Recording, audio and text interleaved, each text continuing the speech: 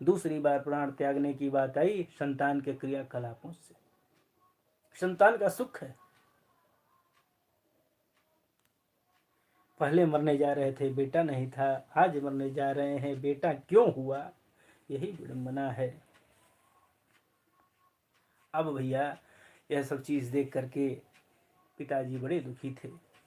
न चेन्दस्य सुखम किंचन सुखम चक्रवर्तिना सुखम अस्ते विरक्तस्य मुनिरेकांत जीवनः।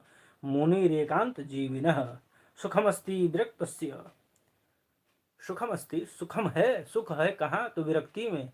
इस नश्वर संसार में सुख नहीं है पिताजी, इस नश्वर संसार में सुख नहीं है, सुख केवल जो है विरक्ति में है पिताजी। संसार में जो है, संसार में सभी दुख हैं, क्योंकि यह संसार दुख का ही स्वरूप है।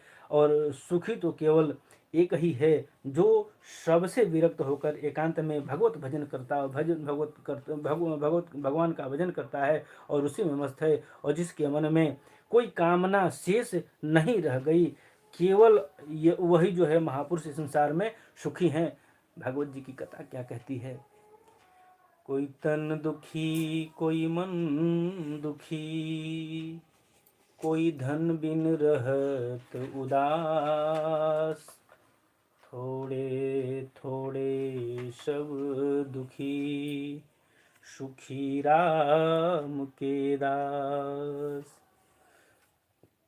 अब गोकर्ण जी ने अपने पिता को पूरा का पूरा ब्रह्म ज्ञान दिया।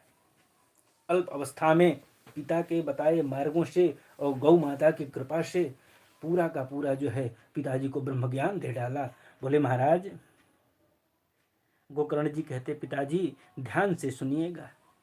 गोकर्ण जी उधर पिताजी को ध्यान आकृष्ट करा रहे हैं और हम इधर आप लोगों का ध्यान आकृष्ट करा रहे हैं। सदगुरुदेव भगवान और ठाकुर जी को हमारी कहाँ पुरुषार्थ है, हम कहाँ ऐसा पुरुषार्थ करते कि ठाकुर जी और सदगुरुदेव भगवान का ध्यान आकृष्ट कराएं। आप लोगों से आग्रह है, ध्यान आकृष्ट करके सुनिएगा। जीव को संसार में बांधने की दो रस्सियां हैं, और उन रस्सियों के जो है नाम है क्या, तो अहमता और ममता। अहमता और ममता। महाराज, अहमता क्या है?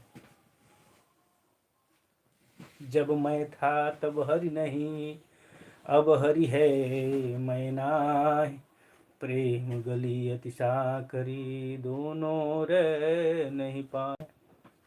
प्रभु का वास वहाँ नहीं होता है। कल हमने देखा भक्ति मैया जब इसमें विराजमान हो जाती हैं तो भगवान अपने आप आ जाते हैं, और इसमें जब मैं यानी अहंकार घुस जाता है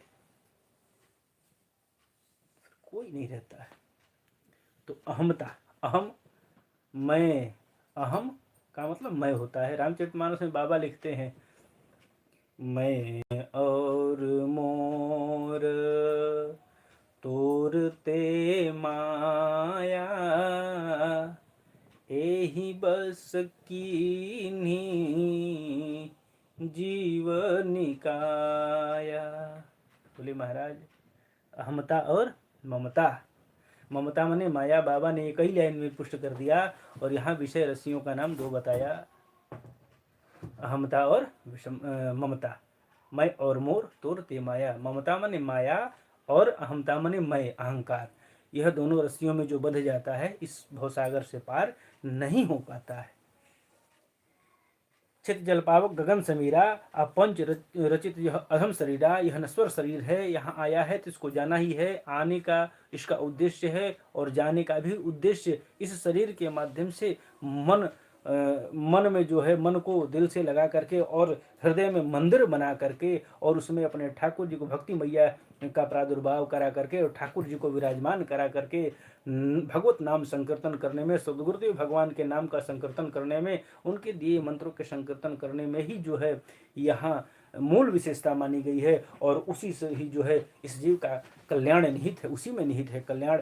इसलिए पिताजी आप चिंता मत करिए, आप विरक्त होने का प्रयास करिए, आसक्त मत होइए, आसक्ति का त्याग कीजिए। बड़े बड़े उपदेश जो है ऐसे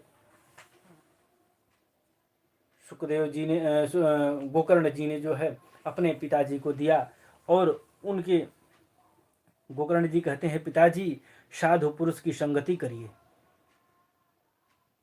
साधुओं के संघ में जाइए, साधु की सत्संगति करिए, उन्हीं से प्रेम करिए, वहीं से आपको भगवत प्रेम का रास्ता मिलेगा, वहीं से भगवत प्रेम आपका बढ़ेगा।